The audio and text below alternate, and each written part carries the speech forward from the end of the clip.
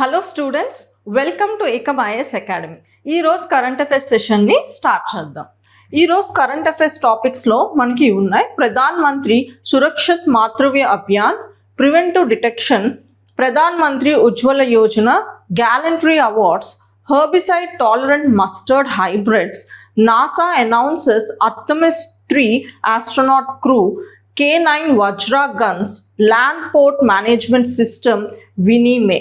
Okay, so first మనం ఒక్కొక్క టాపిక్ని కవర్ చేసుకుంటూ వద్దాం. ప్రధాన్ మంత్రి సురక్షిత్ మాతృవ్య అభియాన్. సో ఈ స్కీమ్ అన్నది మనకి న్యూస్లో ఉంది, ఎందుకంటే ఈ స్కీమ్ పెట్టి మనకి 10 years పూర్తయింది మాట. సో దానికి ఇది న్యూస్లో ఉండడం జరిగింది. సో మనం ఎగ్జామ్ పర్స్పెక్టివ్లో దీని గురించి తెలుసుకోవాలి, ముఖ్యంగా గవర్నెన్స్ డైమెన్షన్లో ఇది చాలా ఇంపార్టెంట్ మాట. సో ఏదైనా స్కీమ్ మనం తెలుసుకోవాలి ఎగ్జామ్ పర్స్పెక్టివ్లో అంటే ఫస్ట్ అది ఏ మినిస్ట్రీ అండ్ దాని ఆబ్జెక్టివ్ ఏంటి, బెనిఫిషియర్స్ని ఎలా సెలెక్ట్ చేస్తున్నారు, అండ్ ఇంకేమైనా దానికి సంబంధించిన ఏమైనా ఫైనాన్సెస్ ఎలా ఉంటుంది, అంటే గవర్నమెంట్ సెంట్రల్ గవర్నమెంట్ కంప్లీట్గా ఇస్తుందా లేకపోతే ఇద్దరు కలిపి స్టేట్ గవర్నమెంట్ సెంట్రల్ గవర్నమెంట్ కలిపి పెడుతున్నారా, ఇలాంటి డైమెన్షన్స్ మనకి కవర్ చేయాల్సి వస్తుంది. ఓకే, సో ఇప్పుడు స్కీమ్లోకి వెళ్దాం. సో ఈ స్కీమ్ అన్నది మనకి 2016లో లాంచ్ అయింది. ముఖ్యంగా ఏ మినిస్ట్రీ లాంచ్ చేసింది? Ministry of health and family welfare అన్నది లాంచ్ చేసింది అన్నమాట. సో ఈ స్కీమ్ ముఖ్య ఉద్దేశం ఏంటంటే provide assured comprehensive and quality antenatal care free of cost universally to all pregnant women. So quality antenatal care అంటే ప్రెగ్నెన్సీ టైంలోని మనకి చెకప్ ఉంటుంది కదా, బేబీ గ్రోత్ ప్రోగ్రెస్ ఎలా ఉంది, మదర్ హెల్త్ ఎలా ఉంది, సో దాన్ని మనం యాంటీనాటల్ కేర్ అంటాం అన్నమాట. సో ఈ కేర్ అన్నది క్వాలిటీ సర్వీస్ అన్నది ప్రొవైడ్ చేయడమే దీని ముఖ్య ఉద్దేశం అన్నమాట ఆల్ ప్రెగ్నెంట్ ఉమెన్కి. ఓకే, సో గ్యారంటీ అన్నది minimum package of ANC to women in their second and third trimester of the pregnancy. So మనకి ఫస్ట్ 3 ట్రైసెమిస్టర్స్ ఉంటాయి అన్నమాట, అంటే ప్రతి 3 నెలల్ని ఒక ట్రైసెమిస్టర్ అంటారు. సో ఇక్కడ second and third trimester of ప్రెగ్నెన్సీలో గ్యారంటీగా ఈ చెకప్ అన్నది మనకి ప్రొవైడ్ చేస్తారు. అంటే మనకి ఈ ఫస్ట్ 3 months వదిలేసి 3 to 6 monthsకి అండ్ 6 to 9 monthsకి ఇది సెకండ్ ట్రైసెమిస్టర్ అంటారు, అండ్ ఇదేంటంటే మనకి థర్డ్ ట్రైమిస్టర్ అంటారు అన్నమాట. Okay, so second trimester and third ట్రైమిస్టర్కి మనకి ఈ సర్వీస్ అన్నది ప్రొవైడ్ చేయడం జరుగుతుంది అన్నమాట. ఓకే, సో ఫీచర్స్ ఏంటంటే మనకి ఎలాంటి సర్వీసెస్ ప్రొవైడ్ చేస్తారు? గైనకాలజిస్ట్ సపోర్ట్ ఇస్తుంది, అలాగే స్పెషల్ రేడియాలజిస్ట్ అంటే స్కానింగ్స్ అవి చేస్తారు కదా, సో స్కానింగ్ ఫెసిలిటీ, అలాగే ఫిజిషియన్స్ ఫెసిలిటీ అంటే ఏవైనా డైట్ రిలేటెడ్ సజెషన్స్ ఏమైనా ఇవ్వడానికి ఫిజిషియన్ ఫెసిలిటీ, అండ్ మిగతా వైటల్స్ ఎలా ఉన్నాయి వాటికి చెక్ చేయడానికి ఇలాంటి సర్వీసెస్ అన్నవి ఈ స్కీమ్లో ప్రొవైడ్ చేయడం జరుగుతుంది అన్నమాట.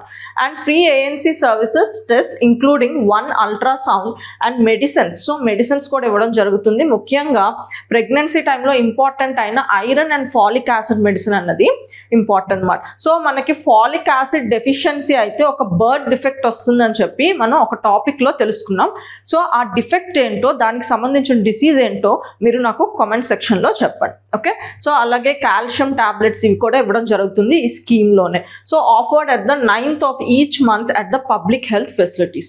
సో మనకి ఈ పర్టికులర్ ఫెసిలిటీస్ అన్నవి ప్రతి మంత్ 9th కల్లా హెల్త్ ఫెసిలిటీస్ అంటే మనకి దగ్గరలో ఉన్న PHCలో ఈ సర్వీస్ అన్నది ప్రొవైడ్ చేయడం జరుగుతుంది అన్నమాట ఈ స్కీమ్ ద్వారా. So special focus on unregistered or missed ANC women dropouts high risk pregnancy. So జనరల్గా ఇవేంటంటే మనకి రూరల్ పీపుల్లో పోవర్టీ ఉన్న వాళ్ళు, సో వాళ్ళని ఎక్కువ ఫోకస్ చేయడానికి, ఎందుకంటే వాళ్ళకి అవేర్నెస్ ఉండదు, సో అలాంటి వాళ్ళకి ఎక్కువ ఫోకస్గా ఈ స్కీమ్ అన్నది వర్క్ చేస్తుంది అన్నమాట. హై రిస్క్ ప్రెగ్నెన్సీ వాళ్ళని ఐడెంటిఫై చేస్తూ వాళ్ళకి ఏంటంటే ఇంకా ఎక్స్ట్రా కేర్ ప్రొవైడ్ చేయడానికి చూస్తుంది. సో గ్రీన్ స్టిక్కర్ అంటే no risk and red sticker అంటే హై రిస్క్ అన్నమాట. సో ప్రెగ్నెన్సీకి మనకి ఇక్కడ ఏంటి జనరల్గా గైనకాలజిస్ట్ చెకప్స్ ఉంటాయి కదా, regular checkups. So antenatal care support ఇస్తుందని చెప్పాను కదా, ఇస్తున్నప్పుడే వాళ్ళు చూస్తారు అన్నమాట. సో ఈ ప్రెగ్నెన్సీ అన్నది హై రిస్క్లో ఉంటుందా లేకపోతే నార్మల్ ప్రెగ్నెన్సీ అని చెప్పి. సో హై రిస్క్ ఉంటే దాన్ని గ్రీన్గా మనం మార్క్ చేసుకొని వాళ్ళని ట్రాక్ చేయడం జరుగుతుంది అన్నమాట ఈ స్కీమ్ ద్వారా. ముఖ్యంగా దీని ద్వారా ఏంటంటే మనకి ఒక స్ట్రక్చర్డ్గా ప్రెగ్నెన్సీస్ అన్నవి హాస్పిటల్ సపోర్ట్స్ ద్వారా ప్రాపర్గా చేయడానికి చూస్తున్నారు అన్నమాట. Okay, so extended PMSMA. So మనకి ఈ స్కీమ్ అన్నది 2022లో కొంచెం ఎక్స్టెండ్ అయిందన్నమాట. సో ఏ రకంగా ఎక్స్టెండ్ అయిందంటే, సో ముఖ్యంగా హై రిస్క్ ప్రెగ్నెన్సీ అన్నాను కదా, ఇప్పుడు గ్రీన్ స్టిక్కర్ అండ్ రెడ్ స్టిక్కర్గా మార్క్ చేస్తారు కదా. సో ఈ కైండ్ ఆఫ్ చేంజ్ ఎప్పటి నుంచి వచ్చిందంటే మనకి 2022 నుంచి రావడం జరిగిందన్నమాట. So to ensure tracking and tracing of high risk pregnant women till the safe delivery. So అంతవరకు మనకి ఈ పర్టికులర్ స్కీమ్లో మనకి సెకండ్ ఫేజ్లో ఈ హై రిస్క్ ప్రెగ్నెన్సీని ఇంక్లూడ్ చేయడం జరిగింది. అలాగే వీటికంటూ కొన్ని కీ ఫీచర్స్ ఉన్నాయి. ఏంటవి? Provision of additional PMSMA sections. So మనకి maximum 4 times in a month provide చేయడం జరుగుతుంది. ఆల్రెడీ ఉన్న వాటిని ఇంకా ఎక్స్టెండ్ చేశారు అన్నమాట. Individual tracking of high risk pregnancies మాట. అండ్ అలాగే SMS alerts to beneficiaries as well as ASHAs for registration of high risk pregnancies and follow up visits. So మనకేంటంటే మనకి SMS సర్వీసెస్ ద్వారా వాళ్ళకి గుర్తు చేస్తూ ఉంటారు అన్నమాట, మీకు నెక్స్ట్ చెకప్ ఇప్పుడు ఉంది. సో అలాగే ఆశా వర్కర్స్ రెగ్యులర్గా వాళ్ళని విజిట్ చేస్తూ వాళ్ళని ఫాలో అప్ చేయడానికి వాళ్ళకు కూడా మెసేజెస్ వెళ్ళడం జరుగుతుంది అన్నమాట ఈ పర్టికులర్ స్కీమ్ ద్వారా. Okay, so key achievements of PMSMA. So key achievements దీనివల్ల మనం ఈ స్కీమ్ వల్ల ఏం అచీవ్ చేసామంటే, ఇండియాస్ మెటర్నల్ మోర్టాలిటీ రేట్ అన్నది మనకి 130 ఉన్నది కాస్త మనకి దాన్ని తగ్గించామన్నమాట. 80 per 1 lakh live births in 2021 to 23 కల్లా మనం ఈ 130 ఉన్నదాన్ని మనం 80 కల్లా తగ్గించుకోగలిగాం, ముఖ్యంగా ఈ స్కీమ్ వల్ల అన్నమాట. So over 3 crore pregnant women have been examined under PSSMA. So ఇంతవరకు గవర్నమెంట్ ఇచ్చిన డేటా ప్రకారం 6 crore pregnant women ఈ సర్వీస్ అన్నది యూజ్ చేసుకోవడం జరిగింది అన్నమాట. సో అలాగే ఈ పిఎస్ఎస్ఎంఏ ఈ సక్సెస్కి కారణం ఓన్లీ ఆ ఒక్క స్కీమే కాదు. ముఖ్యంగా చెప్పాం కదా, మెటర్నలీ మోర్టాలిటీ రేట్ అన్నది మనం చాలా తగ్గించుకోగలిగాం. 130 కాస్త మనం 80 చేసుకోగలిగాం. సో ఇది ఓన్లీ ఈ ఒక్క స్కీమ్ వల్ల సాధించిన విజయం కాదు, ముఖ్యంగా ఇదంతా క్యూములేషన్ ఆఫ్ వేరియస్ స్కీమ్స్ మాట. సో చాలా స్కీమ్స్ కలిపి మనకి ఈ రిజల్ట్ తీసుకురావడానికి హెల్ప్ చేసింది. ఏంటా స్కీమ్స్ అంటే మనకి జననీ సురక్ష యోజన, ప్రధాన్ మంత్రి మాతృ వందన, పోషణ్ అభియాన్ ఇలాంటి స్కీమ్స్.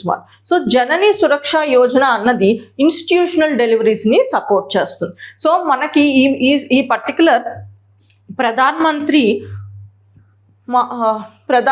సురక్షిత్ మాతృవ్య అభియాన్ ఏం చేస్తుంది, మనకి యాంటీనాటల్ కేర్ అన్నది అంటే ప్రెగ్నెన్సీ టైంలో ప్రాపర్ కేర్ తీసుకోవడానికి హెల్ప్ చేస్తుంటే, మనకి జననీ సురక్ష యోజన ఏం చేస్తుంది, మనకి ఇన్స్టిట్యూషనల్ డెలివరీస్ అంటే 9 months నిండిన తర్వాత ఒక ప్రాపర్ ఫెసిలిటీస్ ఉన్న హాస్పిటల్లో డెలివరీ అయ్యేటట్టు ఇది ఈ స్కీమ్ అన్నది సపోర్ట్ చేస్తుంది. జననీ శిశు సురక్ష కార్యక్రమం. సో ఈ జననీ శిశు సురక్ష కార్యక్రమం ద్వారా ఏంటంటే free health care services to pregnant women and new born. So next దీని ఫాలో అప్ స్కీమే ఇది మాట. సో పుట్టిన తర్వాత ప్రెగ్నెంట్ ఉమెన్ అంటే న్యూలీ మదర్కి అండ్ న్యూలీ బోర్న్ ఇన్ఫాంట్కి so proper health care facilities అన్నది ఈ స్కీమ్ ద్వారా ప్రొవైడ్ చేయడం జరుగుతుంది. So next Surakshit Matritva Aashwasan. So ఇదేంటంటే మనకి లైక్ ప్రెగ్నెన్సీ ఇన్స్టిట్యూషనల్ డెలివరీస్ అవ్వాలంటున్నారు కదా, సో ఆ ఇన్స్టిట్యూషనల్ డెలివరీస్ అవ్వడానికి ఆ ఫెసిలిటీస్ని ప్రొవైడ్ చేయడానికి ఉన్న పర్టికులర్ స్కీమ్. అలాగే మనకి పోషణ్ అభియాన్ అన్నది ముఖ్యంగా మెటర్నల్ న్యూట్రిషన్ని సపోర్ట్ చేస్తుంది అన్నమాట. ఓకే, అండ్ అలాగే ప్రధాన్ మంత్రి మాతృ వందన యోజన ఇదేంటంటే మెటర్నిటీ బెనిఫిట్స్ ఇస్తుంది అన్నమాట. సో ముఖ్యంగా అన్స్కిల్డ్ వర్కర్స్ ఉంటారు కదా, డైలీ వేజ్ పీపుల్ వాళ్ళు. సో వాళ్ళు జనరల్గా వాళ్ళు లీవ్ తీసుకుందాం అనుకున్నా కష్టంగా ఉన్నా వాళ్ళు తీసుకోలేరు, ఎందుకంటే వాళ్ళు లీవ్ పెట్టడానికి వాళ్ళకి పెయిడ్ లీవ్ ఫెసిలిటీస్ ఉండవు. సో రోజువారీ కూలీ చేస్తున్న వాళ్ళకి ఆ రోజు మానేస్తే వాళ్ళకి డబ్బులు రావు. సో డబ్బులు రాకపోతే ఇల్లు గడవదు కాబట్టి సో ముఖ్యంగా అలాంటి వాళ్ళకి ఫైనాన్షియల్గా సపోర్ట్ చేయడానికి వచ్చిన స్కీమ్ మాట. ఓకే, సో అలాగే మనకి లేబర్ రూమ్ క్వాలిటీ ఇంప్రూవ్మెంట్స్ కోసం మనకి ఒక పర్టికులర్ స్కీమ్ వచ్చింది, అది లక్ష్య మాట. సో ముఖ్యంగా లేబర్ రూమ్లో అన్ని ఫెసిలిటీస్ హెల్దీగా పర్టికులర్ డెలివరీ అవ్వడానికి చూసుకునే స్కీమ్ మాట.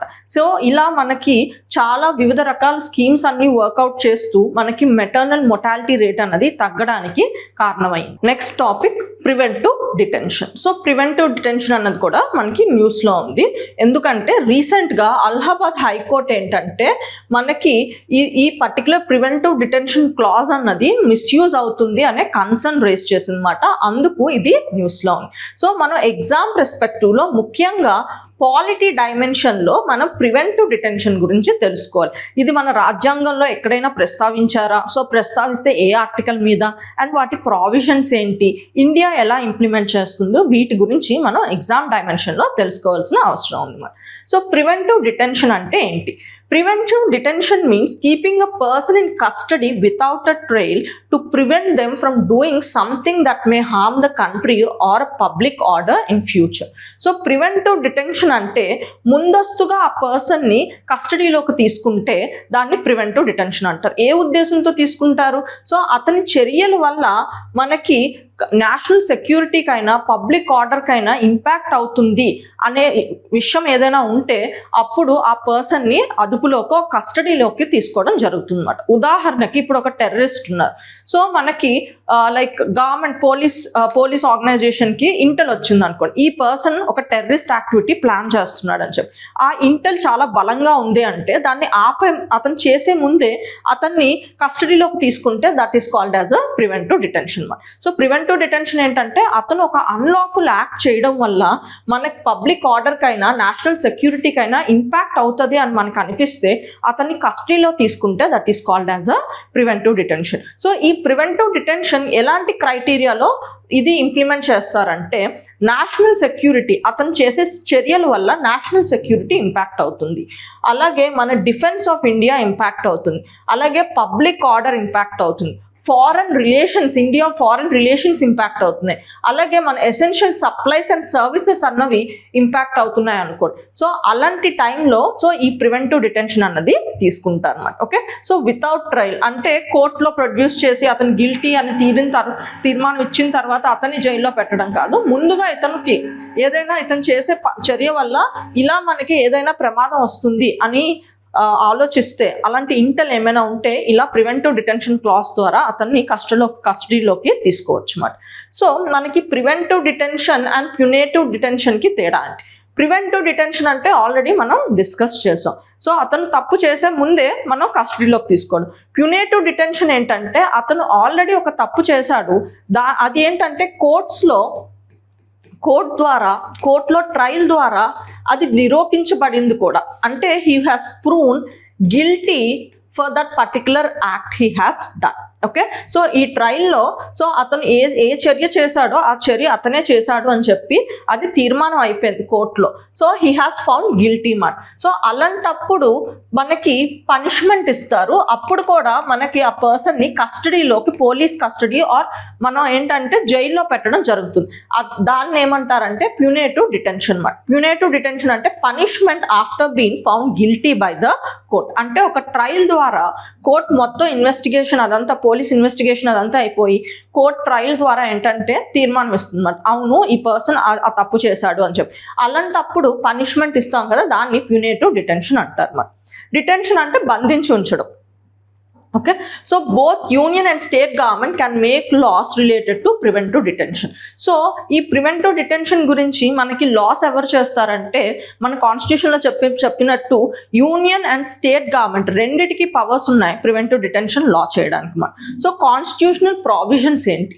సో ప్రివెంటివ్ డిటెన్షన్ గురించి మనకి రాజ్యాంగంలో ప్రస్తావించబడింది ఎక్కడంటే ఆర్టికల్ 22(3) క్లాస్ 3లో మనకి ప్రివెంటివ్ డిటెన్షన్ గురించి చెప్పారు. సో ఇక్కడ ఏం చెప్పారో చూద్దాం.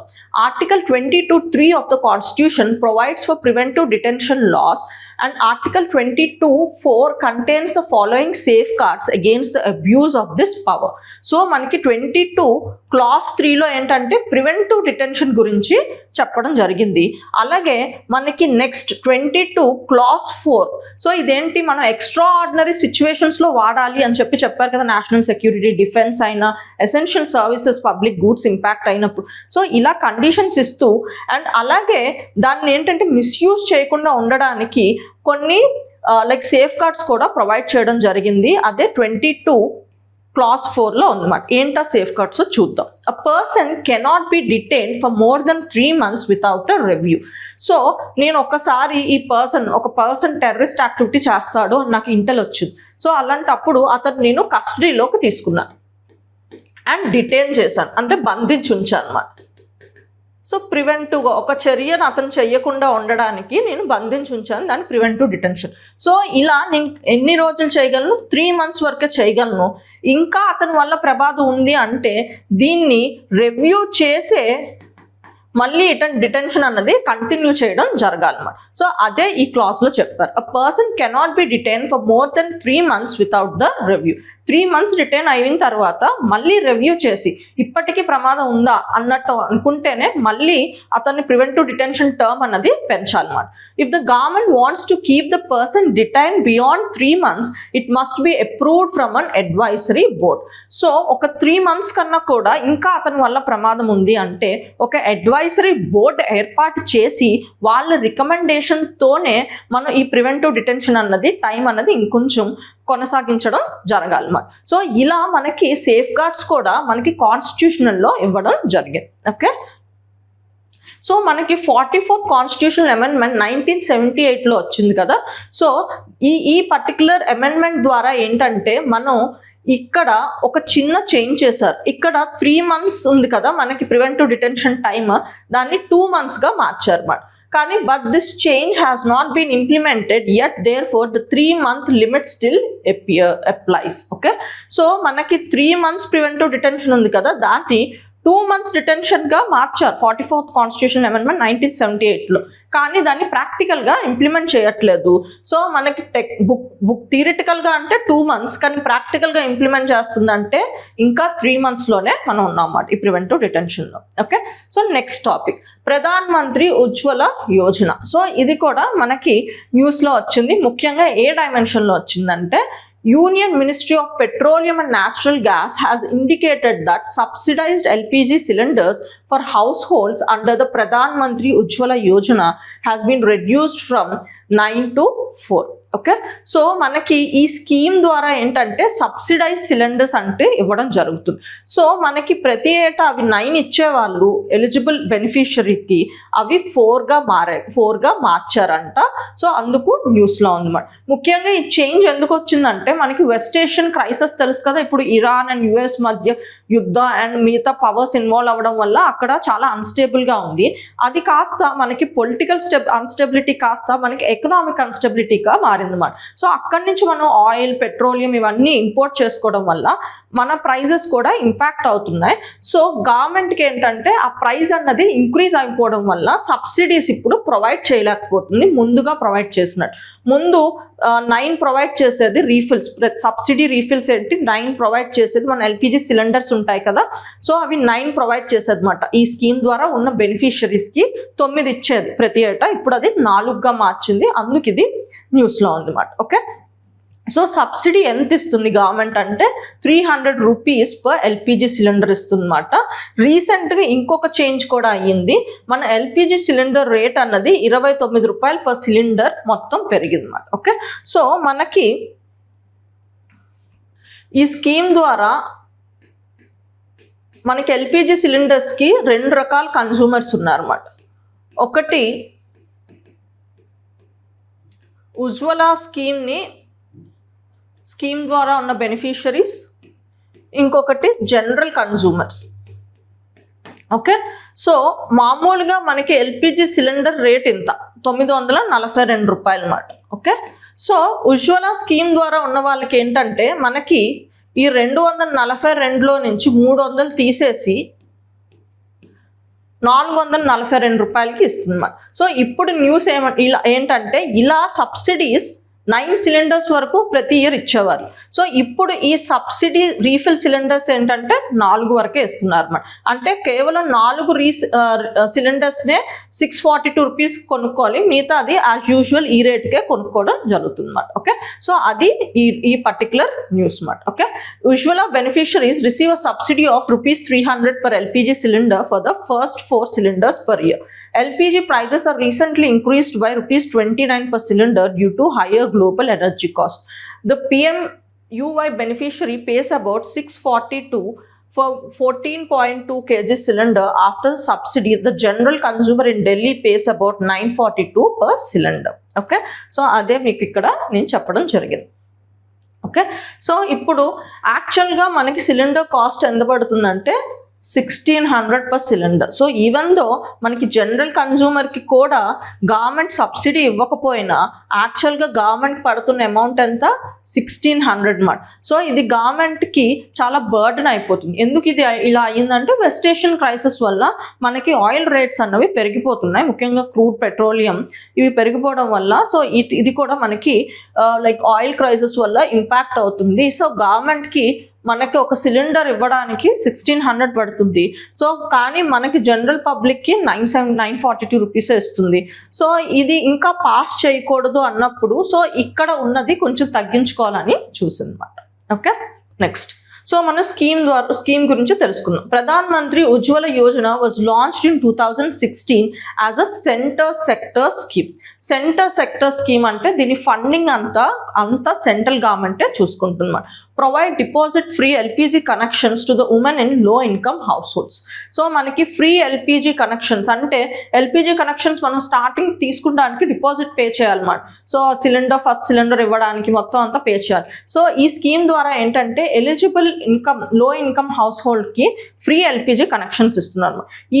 ఈ స్కీమ్ ఏ పర్టికులర్ మినిస్ట్రీ హ్యాండిల్ చేస్తుందంటే ministry of petroleum natural gas అన్నది హ్యాండిల్ చేస్తుంది.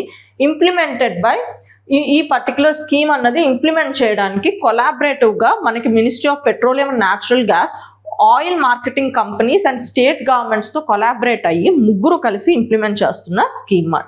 సో ఆబ్జెక్టివ్ ఏంటి? సో దీని ముఖ్య ఉద్దేశం ఏంటంటే క్లీన్ కుకింగ్ ఫ్యూయల్ ఇవ్వాలని చెప్పి. మనకి రూరల్ ఏరియాస్లో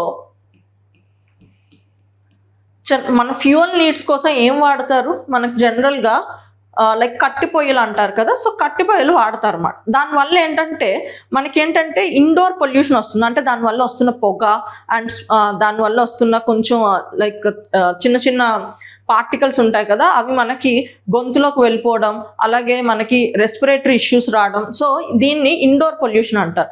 ఈ ఇండోర్ పొల్యూషన్ అవాయిడ్ చేయడానికి వచ్చిన స్కీమ్ మాట.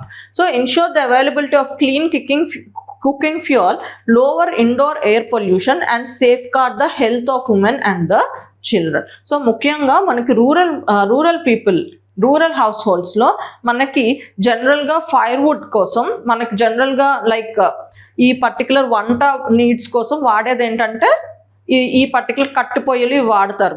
దానివల్ల ఇండోర్ పొల్యూషన్ వస్తుంది. ముఖ్యంగా వంట ఇవన్నీ చేసేవి ఆడవాళ్ళే కాబట్టి వాళ్ళ హెల్త్ని ఇంపాక్ట్ అవుతుంది. ఇండోర్ పొల్యూషన్ నుంచి ప్రొటెక్ట్ చేయడానికి తీసుకొచ్చిన స్కీమ్ మాట. సో ఎలిజిబిలిటీ ఎవరు?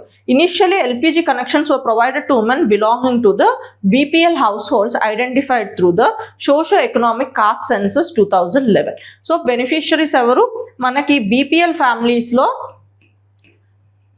ఫ్యామిలీస్కి ఇవ్వడం జరిగింది. ముఖ్యంగా వీళ్ళని సోషో ఎకనామిక్ కాస్ట్ సెన్సస్ 2011 ద్వారా ఐడెంటిఫై చేయడం జరిగింది. ఓకే, కానీ మనకి 2.0 ఎడిషన్లో ఏంటంటే ఈ బెనిఫిషరీస్ అన్నవి ఇంకొంతమందిని యాడ్ చేయడం జరిగింది. సో ఎవరంటే వాళ్ళు migrant families, scheduled cost, scheduled tribes, most backward classes, beneficiaries of Pradhan Mantri Awas Yojana. So ముఖ్యంగా హౌసింగ్ ఫెసిలిటీస్ కోసం బేసిక్ ఎవరికి ఇల్లు లేదో వాళ్ళకి బేసిక్ హౌస్ ఇవ్వాలి అని చెప్పి వచ్చిన స్కీమ్ కదా. సో ఆ బెనిఫిషరీస్ కూడా ఈ పర్టికులర్ ఇందులో ఇన్వాల్వ్ చేయడం జరిగింది ఆర్ యాడ్ చేయడం జరిగింది.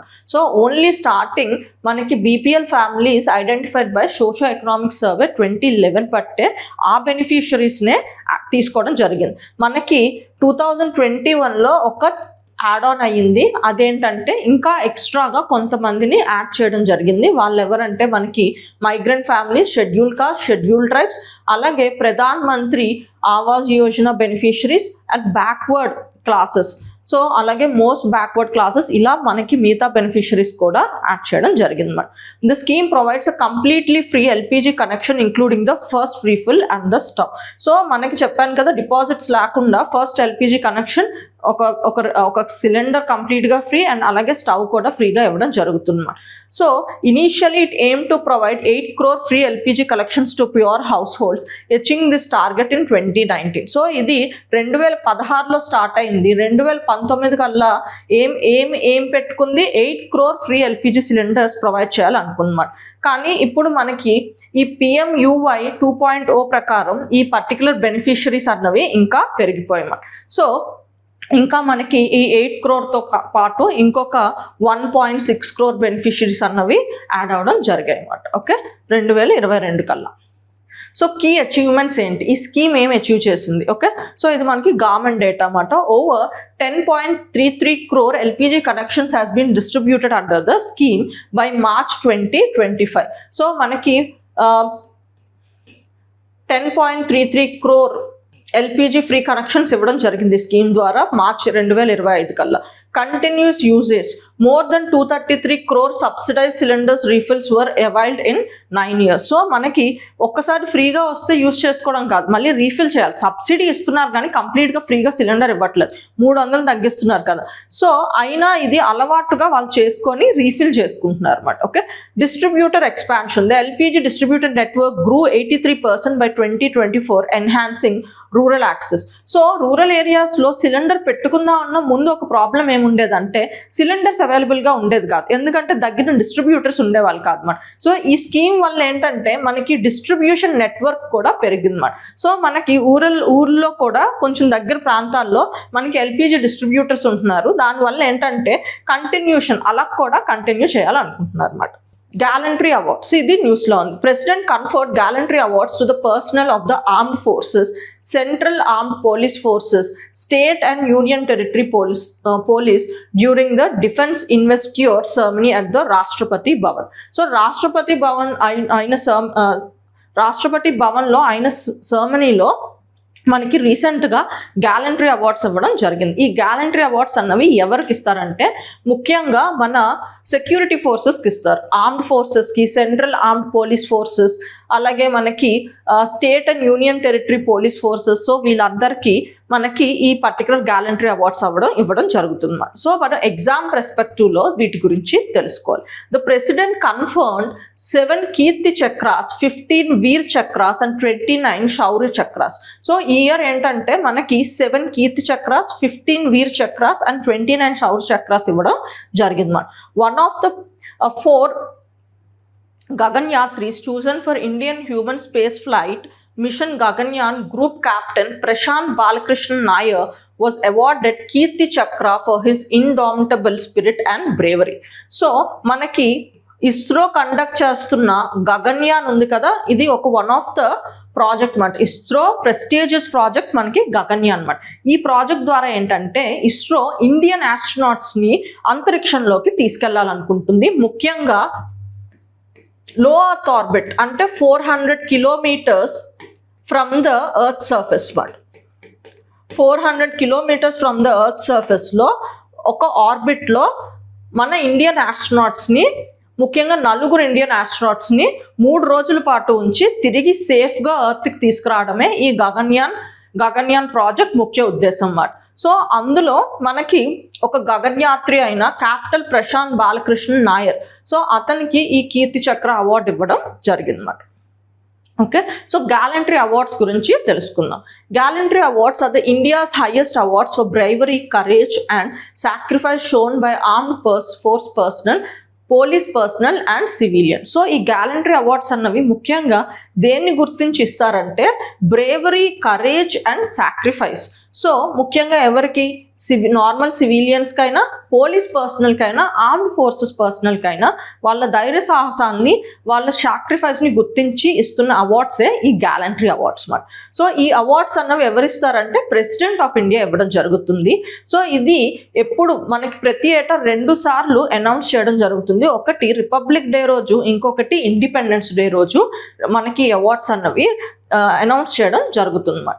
సో మనకి టైప్స్ ఆఫ్ గ్యాలంటరీ అవార్డ్స్ చూద్దాం. So war time awards. So war టైంలో మనకి వార్లో పార్టిసిపేట్ చేస్తున్నప్పుడు వాళ్ళ బ్రేవరీని రికగ్నైజ్ చేస్తూ ఇస్తున్న అవార్డ్స్ ఇవ్వమాట. పరమ్వీర్ చక్ర, ఇది highest war time gallantry award. వాళ్ళ కరేజ్ని, బ్రేవరీని, సాక్రిఫైస్ని ఐడెంటిఫై చేస్తూ మహావీర్ చక్ర, వీర్ చక్ర అన్నవి ఇవేంటంటే వార్ టైంలో ఇస్తున్న గ్యాలంటరీ అవార్డ్స్ మాట. ఇంకొకటి పీస్ టైమ్ అవార్డ్స్, ఇవేంటంటే సివిలియన్స్కి ఇచ్చేయమాట. Okay, bravery in non war situations. So ముఖ్యంగా అశోక్ చక్ర, కీర్తి చక్ర అండ్ శౌర్య చక్ర అన్నమాట. ఓకే, సో మనకి సివిలియన్స్ జనరల్గా ఈ కేటగిరీలోకి వస్తారు అన్నమాట. ఓకే, సో అశోక్ చక్ర అన్నది highest peacetime gallantry award. So order of presidents అంటే దేనికి ఎక్కువ వాల్యూ ఉంది అంటే ఫస్ట్ మనకి పరమ్వీర్ చక్ర, తర్వాత అశోక్ చక్ర, దెన్ మహావీర్ చక్ర, కీర్తి చక్ర, వీర చక్ర, దెన్ శౌర్య చక్ర. ఇది ఒక ఆర్డర్ ఆఫ్ ప్రెసిడెంట్స్. ఇది కూడా మనకి ఎగ్జామ్ పర్స్పెక్టివ్లో important. Next, so important facts ఏంటి? War time awards were instituted on 26 January 1950. ఈ వార్ టైమ్ అవార్డ్స్ అన్నవి మనకి 26 జనవరి 1950 నుంచి ఇవ్వడం జరిగింది. అలాగే పీస్ టైమ్ అవార్డ్స్ అన్నవి మనకి 7 జనవరి 1952. సో ఈ టైం నుంచి ఇద్దామని నిర్ణయించుకున్నారు, కానీ ఎప్పటి నుంచి రెండు ఇవ్వడం జరిగిందంటే 15th August 1947. So both effect from 15th August 1947 నుంచి మనకి ఇవ్వడం జరిగిందన్నమాట. Okay, next, all 6 awards can be awarded posthumously. Posthumously అంటే చనిపోయిన వాళ్ళు ఆ చర్య చేసుకుంటూ, అంటే వాళ్ళ బ్రేవరీ, కరేజ్. సో మనకి ఇప్పుడు ఫర్ ఎగ్జాంపుల్ వార్లో పార్టిసిపేట్ చేస్తూ అతను చనిపోయారు అనుకోండి, సో అతని బ్రేవరీని, అతని సాక్రిఫైస్ని ఐడెంటిఫై చేస్తూ కూడా ఈ అవార్డ్స్ ఇవ్వడం జరుగుతుంది. Herbicide tolerant mustard hybrid. So ఇది కూడా మనకి న్యూస్లో ఉంది. సో ఎందుకు న్యూస్లో ఉందో చూద్దాం.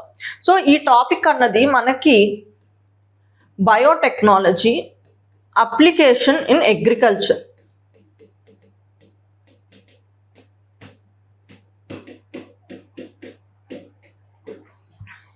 Okay, so India is going to grow a new type of mustard crop that can survive certain weed killing chemicals, herbicides during the 2027 rabi season.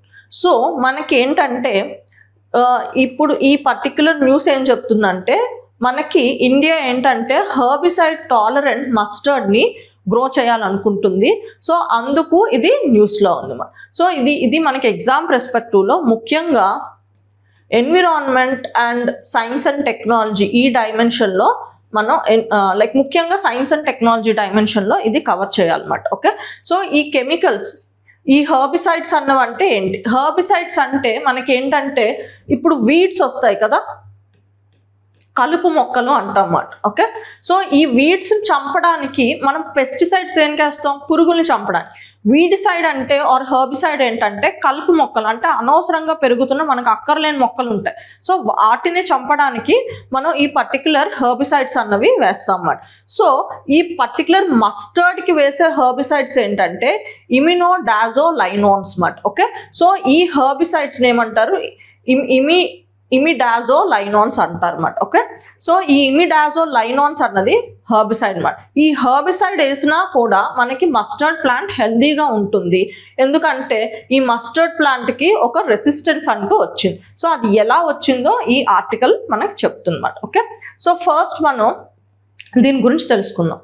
The hybrids are design to control Orobanche, a parasitic weed that attaches itself to the roots of mustard plants. It draws water and nutrients from the host plant, reducing growth and productivity.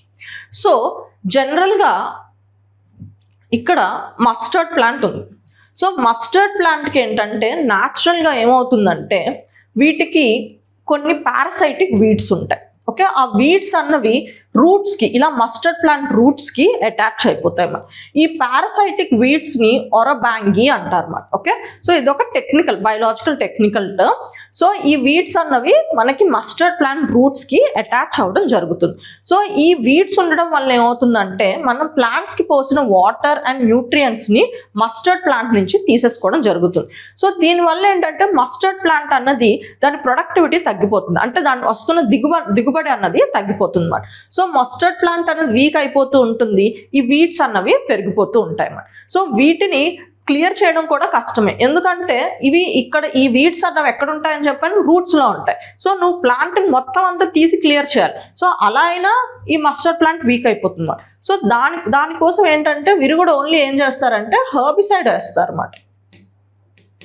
Herbicide are weedicide అన్నది వేస్తారు. అంటే ఇదేంటంటే ఆ particular మందు వల్ల ఏంటంటే herbs ఒక్కటే చనిపోవాలి. సో హర్బిసైడ్ వేయడం వల్ల ఏమవుతుందంటే మనకి ఈ హర్బిసైడ్సే ఈ ఇమిడాజోలైనోన్స్ మాట. ఓకే, ఇది కూడా ఒక బయోలాజికల్ టెక్నికల్ టర్మ్. సో మనం వేస్తున్న హర్బిసైడ్.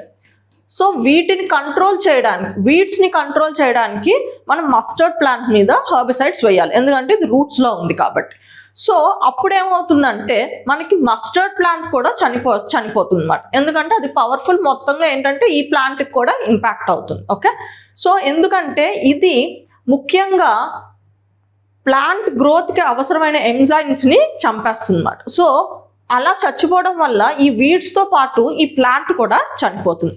సో ఇప్పుడు మనకి న్యూస్లో ఏమొచ్చిందంటే ఈ ఇమిడాజోలైనన్స్ రెసిస్టెంట్ మస్టర్డ్. సో ఇప్పుడు మనం టెక్నాలజీ ద్వారా ఏం చేసామంటే ఈ వీడిసైడ్ వేసిన ఈ మస్టర్డ్ ప్లాంట్కి ఏం అవ్వకుండా ఓన్లీ ఆ వీడ్సే చనిపోయాయి అనుకోండి. అలాంటి ప్లాంట్నే మనం ఐఎంఐ రెసిస్టెంట్ మస్టర్డ్ అంటున్నాం. సో ఐఎంఐ రెసిస్టెంట్ మస్టర్డ్ అంటే ఏంటి, నేను ఇక్కడ ఏం చెప్పాను మీకు ముందు స్లైడ్లో మనకేం చెప్పాను, ఈ పర్టికులర్ వీడ్స్ అన్నవి పెరిగిపోతూ వస్తాయి. సో ఇలా పెరిగిపోతూ వస్తున్నప్పుడు మస్టర్డ్ ప్లాంట్ వీక్ అయిపోతుంది, మనకి దిగుబడి తగ్గిపోతుంది.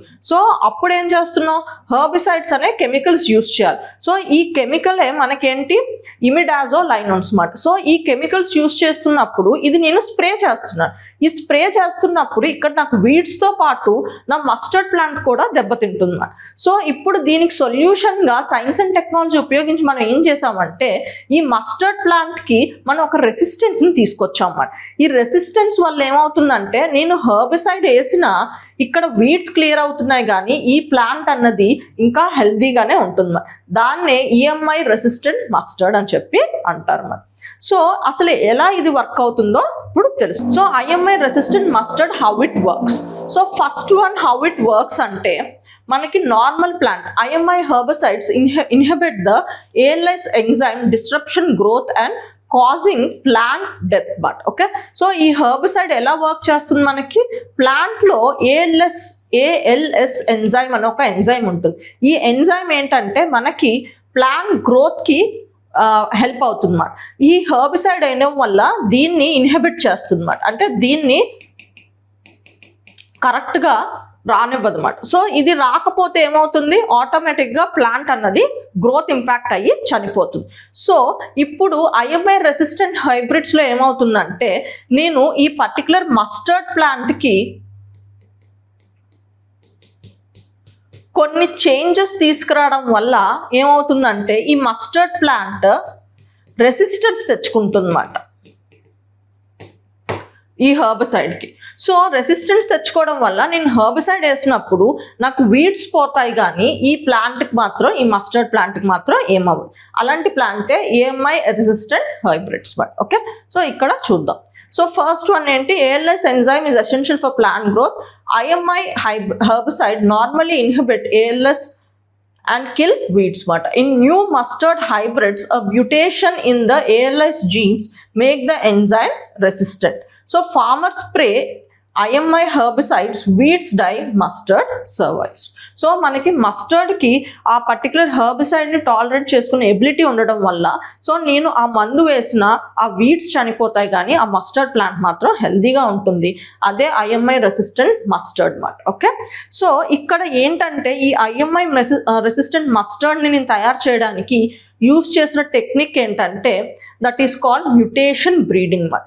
మ్యుటేషన్ బ్రీడింగ్ని యూస్ చేశాను. మ్యుటేషన్ బ్రీడింగ్ అంటే ఏంటంటే మనకి జనరల్గా లైక్ ఇందులో ఏంటంటే రేడియేషన్స్ ఇస్తారన్నమాట.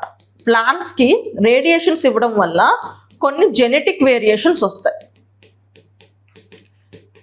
సో ఒక ప్లాంట్ తీసుకుంటారు, ఒక మస్టర్డ్ తీసుకుంటారు. ఇప్పుడు ఈ మస్టర్డ్ సీడ్స్కో లేకపోతే దేనికైనా సీడ్స్కే అనుకోండి. సో రేడియేషన్స్కి ఎక్స్పోజ్ చేయడం వల్ల వేరియస్ వెరైటీస్ వస్తాయి. సో ఈ వేరియస్ వెరైటీస్ని పెంచితే మనకి కావాల్సిన వెరైటీ ఎక్కడో ఒక దగ్గర ఎక్స్ప్రెస్ అవుతుంది అన్నమాట. ఏంటి, మనకి హెర్బిసైడ్ని టాలరేట్ చేసుకుంటూ మనకి ఆ మస్టర్డ్ అంటే నేను మందు వేసిన నాకు మస్టర్డ్ ప్లాంట్కి ఏం అవ్వకూడదు, కింద ఉన్న వీడ్స్ చనిపోవాలి అనుకుంటే ఇది నా డిజైర్డ్ ట్రేట్ మాట. నా డిజైర్డ్ ట్రేట్ వచ్చినంత వరకు నేను రేడియేషన్స్కి ఎక్స్పోజ్ చేసినప్పుడు నాకు వేరుగా వస్తాయి అన్నమాట. అందులో నాకు కావాల్సింది నేను తీసుకుంటాను. That is called as a mutation. Genetic mutation breeding అంటారు అన్నమాట. Mutation breeding involves selecting and preserving naturally occurring genetic mutations that confer desirable traits. నాకు ఇక్కడ డిజైరబుల్ ట్రేట్ ఏంటి, నేను హెర్బిసైడ్ వేసిన మస్టర్డ్ ప్లాంట్కి ఏం అవ్వకూడదు అంటే ఇట్ షుడ్ బి టాలరెంట్ అన్నమాట. అందుకే this is called as a IMI resistant mustard మాట. Okay, so how hybrids different from genetic modified crops. So hybrids అంటే ఏంటంటే మనకి ఇప్పుడు ఫర్ ఎగ్జాంపుల్ హ్యూమన్ బీన్ ఉన్నారు అనుకోండి. సో హ్యూమన్ బీన్ అన్నది ఇప్పుడు ఏంటి, ఒక మదర్ ఒక ఫాదర్, ఈ రెండిట్ల దగ్గర నుంచి వస్తున్న జీన్స్ని మర్జ్ అయ్యి వచ్చేది ఇది హైబ్రిడ్ వర్షన్ అన్నమాట. ఓకే, అలాగే ప్లాంట్ 1 ప్లాంట్ 2. ఓకే, సో ఈ ప్లాంట్ 1లో ఒక ట్రేట్ ఉంది, ప్లాంట్ 2లో ఒక ట్రేట్ ఉంది. ఈ ప్లాంట్ 1లో for example IMI resistant trait ఉంది అనుకోండి. ఈ ప్లాంట్ 2లో ఏంటంటే హై ఈల్డ్ ఇస్తుంది అనుకోండి. ఈ మస్టర్డ్ ప్లాంట్ హై ఈల్డ్ ఇస్తుంది. ఈ రెండిటిని క్రాస్ చేసినప్పుడు నాకు ఒక థర్డ్ ప్లాంట్ వస్తుంది ఆర్ డాటర్ ప్లాంట్ వస్తుంది, DP అనుకోండి. సో దీనికి ఏంటంటే 2 ఫీచర్స్ ఉంటాయి, IMI resistant and high yield కూడా వస్తుంది. దీన్ని హైబ్రిడ్స్ అంటారు అన్నమాట. ఇప్పుడు జెనెటిక్ మోడిఫైడ్ క్రాప్స్ అంటే నిన్న మనం చూసాం చూడండి, మనకి బీటీ కాటన్లో మనం ఏం చేసాం, మనకి బ్యాసిలస్ తురంజెనిసిస్ అని చెప్పి ఒక సాయిల్ బ్యాక్టీరియం ఉంది. అందులో ఒక జీన్స్ తీసుకొచ్చి ఈ సాయిల్ బ్యాక్టీరియంలో ఒక జీన్ ద్వారా ఒక టాక్సిన్ని ప్రొడ్యూస్ చేస్తుంది అన్నమాట. ఆ టాక్సిన్ ఏం చేస్తుంది, వైరస్ అటాక్ చేసినప్పుడు బ్యాక్టీరియాని, సో వైరస్ని కిల్ చేయడానికి హెల్ప్ చేస్తుంది. సో ఆ జీన్ ఏదో ఐడెంటిఫై చేసి మనం కాటన్ ప్లాంట్లో పెట్టాము. దానివల్ల ఏమవుతుందంటే ఆ పర్టికులర్ పెస్ట్ ఏదొచ్చి తింటుందో, బాల్వామ్ అనే పింక్ బాల్వామ్ అనే పెస్ట్ వచ్చి ఏది తింటుందో అది తిన్నప్పుడు ఈ టాక్సిన్ అన్నది ఆ పర్టికులర్ పెస్ట్ బాడీలోకి వెళ్ళిపోయి అది చనిపోవడం జరుగుతుంది అన్నమాట. సో ఇక్కడ జెనెటిక్ మోడిఫికేషన్ అంటే మనకి కావాల్సిన జీన్ని తీసుకొచ్చి మనకి కావాల్సిన దగ్గర పెట్టడం అన్నమాట. దాన్ని జెనెటిక్ మోడిఫికేషన్ అంటారు. ఇక్కడ హైబ్రిడైజేషన్లో ఏంటంటే మనం ఫిజికల్గా తీసుకెళ్ళి పెట్టట్లేదు, కానీ 2 డిఫరెంట్ ట్రేట్స్ ఉన్న ప్లాంట్స్ని క్రాస్ చేసినప్పుడు న్యాచురల్గా వస్తుంది కదా, దాన్ని హైబ్రిడైజేషన్ అంటారు అన్నమాట. Okay, next NASA announces Artemis 3 astronauts crew. Okay, so Artemis 3 ఈ పర్టికులర్ ఇనిషియేటివ్కి ఆస్ట్రోనాట్స్ని అనౌన్స్ చేయడం జరిగింది. ఎవరంటే Randy Bresnik, Luca Parmitano, Andre Douglas and Frank Rubio. Okay, so వీళ్ళని మనకి ఈ పర్టికులర్ ఆర్టెమిస్ 3 ఇందులో పంపించడానికి నాసా రికగ్నైజ్ చేసింది అన్నమాట. సో ఫస్ట్ మనం ఈ ఆర్టెమిస్ అకార్డ్ అంటే ఏంటో చూద్దాం అండ్ దాని ఇనిషియేటివ్స్ ఏంటో చూద్దాం. సో ఈ ఆర్టెమిస్ అకార్డ్ అన్నది మనకి 2020లో తీసుకున్న ఇనిషియేటివ్. ఈ పర్టికులర్ అకార్డ్ అన్నది non binding set of principles design to guide civil space exploration. So ముఖ్యంగా ఈ అకార్డ్ ఎందుకు వచ్చిందంటే ఇవి ఒక సెట్ ఆఫ్ ప్రిన్సిపల్స్ మాట, ఒక గైడ్ లైన్స్. దేనికి గైడ్ లైన్స్, మనకి సివిల్ స్పేస్ ఎక్స్ప్లోరేషన్స్ అంటే స్పేస్ ఎక్స్ప్లోరేషన్స్, అంతరిక్షాన్ని పరిశోధించడానికి వీటికి పంపిస్తూ ఉంటాం కదా కొన్ని మిషన్స్, మూన్ ఎక్స్ప్లోరేషన్ అని, వీనస్ ఎక్స్ప్లోరేషన్ అని, చంద్రయాన్, శుక్రయాన్ ఇలా ఉంటాయి కదా. సో ఇలా మనం పంపిస్తున్నప్పుడు ఎలాంటి ప్రిన్సిపల్స్ మనం ఫాలో అవ్వాలి దానికంటూ కొన్ని గైడ్ లైన్స్ ఇస్తూ వచ్చిందే ఈ ఆర్టెమిస్ అకార్డ్ మాట. ప్రస్తుతానికి ఇది నాన్ బైండింగ్ మాట, అంటే మనం వాలంటరీగా వెళ్ళి మనం ఇది చేస్తాము అని చెప్పాలి, కానీ ఎవరు దీన్ని నువ్వు చేయకపోతే కుదరదు అని చెప్పి ఇంపోజ్ చేయడానికి లేదు మాట. Okay, it provides a common set of principle to enhance the governance of the civil exploration and use of outer space. So ఈ గైడ్ లైన్స్ అన్ని ఏంటంటే మన అవుటర్ స్పేస్ని జాగ్రత్తగా రెస్పాన్సిబుల్గా యూజ్ చేయడానికి వచ్చిన ప్రిన్సిపల్స్ మాట. It was co-led by NASA and US Department of State together with other 7 founding nations. So ఈ Artemis accord అన్నది మనకి US ఆరిజిన్ చేసిన మిగతా ఫౌండింగ్ మెంబర్స్ కూడా ఉన్నారు, 7. వాళ్ళు ఎవరంటే Australia, Canada, Italy, Japan, Luxembourg, UAE and United Kingdom అన్నమాట. సో ఇండియా ఇందులో ఫౌండింగ్ మెంబర్ కాదు, కానీ ఇండియా ఈ పర్టికులర్ అకార్డ్ని సైన్ చేయడం జరిగింది అన్నమాట. ఇండియా ఫౌండింగ్ మెంబర్ కాదు, గుర్తుంచుకోండి, కానీ ఇండియా వాలంటరీగా నేను రెస్పాన్సిబుల్గా బిహేవ్ చేస్తాను అని చెప్పి సైన్ చేయడం జరిగింది. Next, the principles of the Artemis accord include peaceful exploration. So principles అని చెప్పాను కదా, గైడ్ లైన్స్ అని. ఏంటి ఆ గైడ్ లైన్స్ అంటే పీస్ఫుల్ ఎక్స్ప్లోరేషన్. ఓకే, నేను ఏదైనా ఎక్స్ప్లోరేషన్ పీస్ఫుల్ పర్పస్ కోసమే చేస్తాను. సో స్పేస్ని నేను వార్ కోసం యూజ్ చేయను అన్నట్టు. Full transparency in space activity including public release of scientific data. So నేను అక్కడ పరిశోధన చేసిన డేటానంతా నేను పబ్లిక్లో రిలీజ్ చేస్తాను. Interoperability of systems to enhance safety and sustainability, ఇదొక feature. Emergency assistance to personnel in distress. So అది ఏ కంట్రీ నుంచి వెళ్ళిన ఆస్ట్రోనాట్స్ అయినా ఆర్ ఏ కంట్రీ నుంచి వెళ్ళినా సో ఎమర్జెన్సీ ఉన్నప్పుడు ఎవరైనా హెల్ప్ చేయాలి అని చెప్పి ఇంకొక guide line. Preserving outer space heritage, extracting and utilizing space resources in compliance with outer space treaty.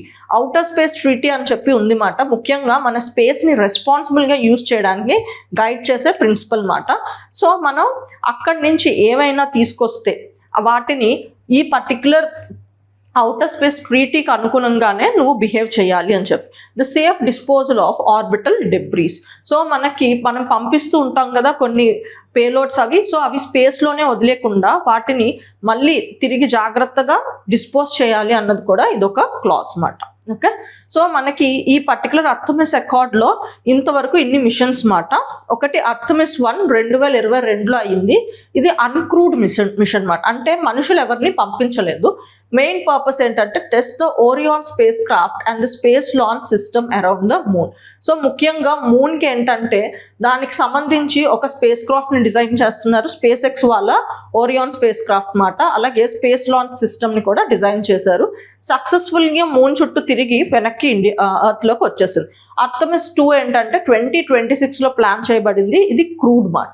Okay, so and first crewed flight of Orion astronauts will fly around the moon and the return. So moon మీద దిగరు, just వెళ్ళి చుట్టూ తిరిగి వస్తారు మాట. Will test life support and deep space operations మాట. Artemis 3 ఏంటంటే మనకి 2027లోకి and it's a crewed mission. Earth orbit test mission to validate docking between Orion and the commercial launch landers prepares for the future lunar landing mission. So మనకి already moon మీద land అయ్యి వచ్చారు కదా Americans. So తర్వాత ఇంకెప్పుడు moon మీద land అవ్వడం జరగలేదు అన్నమాట. సో ఈ ఆర్టెమిస్ అకార్డ్ ద్వారా ఆర్టెమిస్ 1 ఇలా 1, 2 and 3 ఇలా వచ్చే మిషన్స్ ద్వారా ఏంటంటే మళ్ళీ మూన్ మీద మనుషుల్ని ల్యాండ్ చేయాలని దీని ఉద్దేశం అన్నమాట. ఫస్ట్ వన్ ఏంటంటే జస్ట్ మనకి ఆ పర్టికులర్ మూన్ మీద లాంచ్ చేయడానికి కావాల్సిన స్పేస్ క్రాఫ్ట్ని అండ్ దాని ల్యాండర్ని డిజైన్ చేయడం జరిగింది. సెకండ్ దాంట్లో ఏంటంటే పీపుల్ని తీసుకెళ్ళి మనకి తిరిగి మళ్ళీ వెనక్కి తీసుకురావడం జరిగింది మూన్ మీద ల్యాండ్ అవ్వకుండా. ఇప్పుడు థర్డ్ దాంట్లో కూడా ఇట్స్ అ క్రూడ్ మిషన్ అన్నమాట. సో ఇప్పుడు న్యూస్లో మనకి ఆర్టెమిస్ 3 వచ్చింది కాబట్టి దానిలో డీటెయిల్డ్గా చూడాలన్నమాట. will test randos and docking between Orion and lunar landers from SpaceX and Blue Origin. So ఈ ఓరియోన్ అన్నది మనకి స్పేస్ క్రాఫ్ట్ మాట మూన్కి తీసుకెళ్ళడానికి. ఇది డిజైన్ చేస్తున్న వాళ్ళు స్పేస్ ఎక్స్ మాట.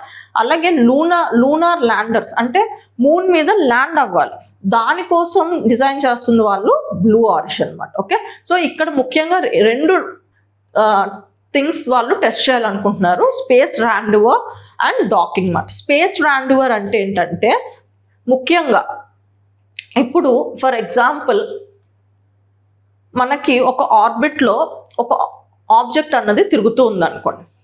సో ఇప్పుడు ఇంకో ఆబ్జెక్ట్ని ఇంకొక శాటిలైట్నో స్పేస్ క్రాఫ్ట్నో నేను పంపిస్తున్నాను. సో ఇది దీనికి వెళ్ళి అటాచ్ అయ్యి పవర్ ట్రాన్స్ఫర్ చేసి రావాలి. అంటే ఇది ఎలక్ట్రిక్ పవర్ మీద రన్ అవుతుంది, దానికి ఛార్జింగ్ అయిపోతుంది. సో ఇది వెళ్ళి ఛార్జ్ చేసి రావాలి. అంటే ఏంటి, ఇది దీన్ని ఛార్జ్ చేసి రావాలంటే దీనికి అటాచ్ అవ్వాలి. సో అటాచ్ అవ్వాలంటే ఇది దీన్ని మీట్ అవ్వాలి. అంటే ఇది ఒక స్పీడ్తో స్పీడ్తో వెళ్తుంది. అంటే ఫస్ట్ దీనికి అటాచ్ అవ్వాలంటే ఇది సేమ్ ఆర్బిట్లో, అంటే ఇది ఫస్ట్ భూమి మీద నుంచి నేను పంపించాలనుకుంటున్నాను. సో దీని ద్వారా నేను దీనికి ఛార్జింగ్ చేయాలనుకుంటున్నాను. సో ఇది ఫస్ట్ దీన్ని రీచ్ అవ్వాలి కదా ఛార్జింగ్ చేయడానికి. సో రాండోవర్ అంటే ఏంటంటే సో ఇది ఈ ఆబ్జెక్ట్ ఉంటున్న ఆర్బిట్లోకి వెళ్ళాలి, సేమ్ ఆర్బిట్లోకి వెళ్ళాలి అండ్ సేమ్ స్పీడ్ని అచీవ్ చేయాలన్నమాట. అంటే ఈ ఆబ్జెక్ట్ ఎంత స్పీడ్తో వెళ్తుందో ఆ స్పీడ్ని కూడా మ్యాచ్ చేసి వెళ్ళి అప్పుడే ఇది కూడా దీనికి అటాచ్ అవుతుంది. సో ఇలా సేమ్ ఆర్బిట్ అండ్ సేమ్ స్పీడ్లోకి వెళ్తే that is called as space rendezvous. And అలాగే డాకింగ్ అంటే ఇక్కడ అటాచ్మెంట్ ఉంటుంది కదా, అంటే సేమ్ ఆర్బిట్ అండ్ సేమ్ స్పీడ్కి వెళ్ళిన తర్వాత అటాచ్ అవుతుంది కదా, దాన్ని డాకింగ్ అని చెప్పి అంటారు. సో ఇండియాలో మనకి ఈ స్పేస్ ర్యాండోవర్ అండ్ డాకింగ్ కోసం ఒక ఎక్స్పెరిమెంటల్ మిషన్ అన్నది ఇస్రో చేసింది. ఏంటా మిషన్ అన్నది నాకు కామెంట్ సెక్షన్లో చెప్పండి. Okay, so it also test the AXEMU Luna space suit. So మనకి ఏంటంటే ఈ పర్టికులర్ ఆర్టెమిస్ 3 దీని గురించి మూన్ మీదకి వెళ్తున్న ఆస్ట్రోనాట్స్కి దానికంటూ డిజైన్ చేసిన స్పేస్ షూటే ఈ particular Axiom extra vehicular mobility unit మాట. సో ఇది ఒక స్పేస్ షూట్. సో దానికంటూ వీళ్ళకంటూ డిజైన్ చేసిన NASA's next generation lunar space suit developed by Axiom space for astronauts మాట. ఓకే, ముఖ్యంగా ఈ ఆర్టెమిస్ ప్రోగ్రామ్లో పార్టిసిపేట్ చేస్తున్న వాళ్ళకి మాట. So the mission is plan for late 2027 and will launch from the Kennedy Space Center. The first crewed lunar landing is now expected under Artemis 4 in 2028. So earlier ఏంటంటే మనకి ఈ Artemis 3లోనే moon మీదకి ఆస్ట్రోనాట్స్ని land చేద్దాం అనుకున్నారు మరి. కానీ ఇప్పుడు ఏంటంటే దాన్ని పోస్ట్పోన్ చేసి మళ్ళీ Artemis 4లోకి పెట్టారు. Okay, next K9 Vajra guns. So Indian Army plans to buy more than 300 additional K9 Vajra T self-propelled artillery guns at estimated cost of 23,000 crore. So K9 Vajra T అన్నవి 155 mm and 52 caliber tracked self-propelled howitzer guns మాట. ఇది ఏంటంటే మనకి these are the artillery guns. So ఇక్కడ ఏంటంటే howitzer అంటే మనకి ఇలా ఇక్కడ ఉంది కదా, మనకి ఒక ఆర్టిలరీ గన్ ఏంటంటే ఒక వెహికల్ మీద మనకు పెట్టి దాన్ని మూవ్ చేస్తూ దాన్ని షూట్ చేయొచ్చు మాట. ఓకే, దాని దగ్గర నుంచి మనం ఈ పర్టికులర్ షూట్ చేయడం జరుగుతుంది. సో వీటిని ఈ K9 Vajra like artillery guns అంటారు. సో వీటిని గవర్నమెంట్ తీసుకోవడం జరిగిందన్నమాట. Okay, so it is manufactured in India by Larson and turbo with technology from Hanwha Aerospace of South Korea. So మనకి సౌత్ కొరియా దగ్గర నుంచి టెక్నాలజీ తెచ్చుకొని ఇండియాలోనే దీన్ని మేడ్ చేయడం జరుగుతుంది అన్నమాట. So it can strike, so దీని రేంజ్ ఏంటి, it can strike targets more than 40 kilometers away. The army has already ordered 200 K9 Vajra guns, and these guns are deployed on both the western border and high altitude areas such as Ladakh. So ఆమె ఎందుకు కొనుక్కుంటుంది? Western బార్డర్స్లో, ముఖ్యంగా మన పాకిస్తాన్ ఆ ప్రాంతంలో, అలాగే లదాఖ్ ప్రాంతంలో install చేయడానికి తీసుకుంటుంది అన్నమాట. సో మనకి ఇది 40 kilometers వరకు మనకి ఈ పర్టికులర్ వీటి ద్వారా, ఈ వజ్రా గన్స్ ద్వారా మనం లైక్ వీటిని గురిపెట్టచ్చు అన్నమాట ముఖ్యంగా. అండ్ దీని లెంత్ కూడా చెప్పారు, 52 caliber ట్రాక్ అన్నమాట. అంటే మనకి ఈ బ్యారెల్ లెంత్ అన్నది 52 అన్నమాట. సో బ్యారెల్ లెంత్ మనకి పెద్దగా ఉంటే ఎక్కువ డిస్టెన్స్కి వెళ్ళే స్కోప్ ఉంటుంది అన్నమాట. ల్యాండ్ పోర్ట్ మేనేజ్మెంట్ సిస్టమ్ విన్మే. Okay, so land port management system విన్మే. సో ఇది మనకి న్యూస్లో ఎందుకుందంటే union home minister Amit Shah launch the Land Port Management System named Vinmay in New Delhi in 9th June 2026. So ఇదొక ఇనిషియేటివ్ని మనకి యూనియన్ హోమ్ మినిస్టర్ అయిన అమిత్ షా గారు లాంచ్ చేయడం జరిగింది. దీన్ని మనం ఎగ్జామ్ పర్స్పెక్టివ్లో తెలుసుకోవాలి. సో ఈ విన్మే అంటే ఏంటి? It's a centralised digital platform for land ports in India and integrates cargo, passenger and vehicle processing on a single platform. So ఇదొక సింగిల్ ప్లాట్ఫామ్ అన్నమాట. దేని గురించి?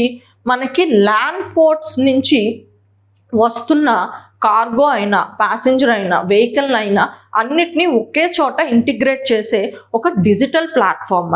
సో ఇది అర్థం చేసుకోవాలంటే ఫస్ట్ మనకి ల్యాండ్ పోర్ట్స్ అంటే తెలియాలి.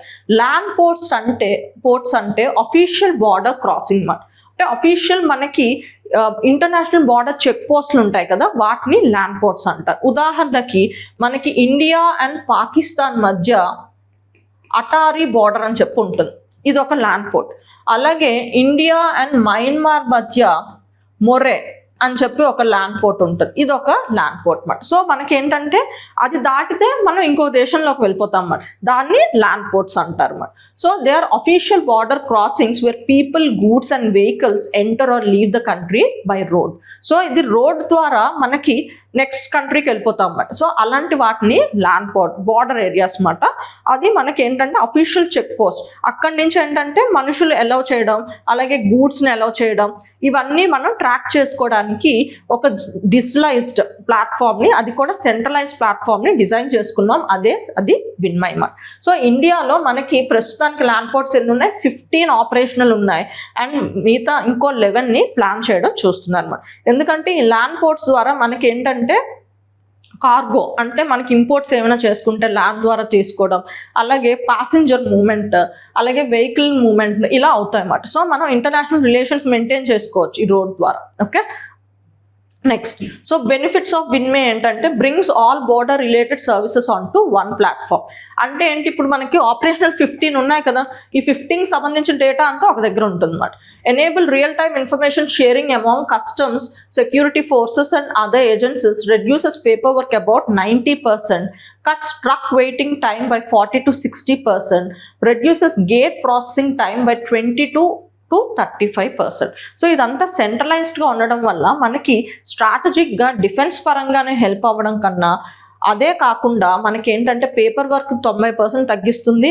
అలాగే వెయిటింగ్ టైం ఉంటుంది కదా 40 to 60%, ఇండివిజువల్గా కాకుండా ఆల్రెడీ ఎప్పటికప్పుడు డేటా అప్డేట్ అయిపోవడం వల్ల సులువు అవుతుంది అన్నమాట.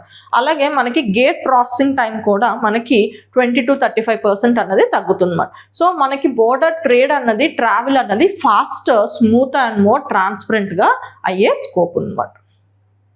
ఓకే, సో ఈ పర్టిక్యులర్ ఇనిషియేటివ్ అన్నది మనకి ఎందులో భాగంగా తీసుకొచ్చారంటే స్మార్ట్ బార్డర్ ఇనిషియేటివ్ అని చెప్పి మనకు ఉంది మాట. సో అది బార్డర్ మేనేజ్మెంట్ ఇనిషియేటివ్లో ఒక పార్ట్, అందులోని తీసుకొచ్చిన ఇనిషియేటివ్ మాట.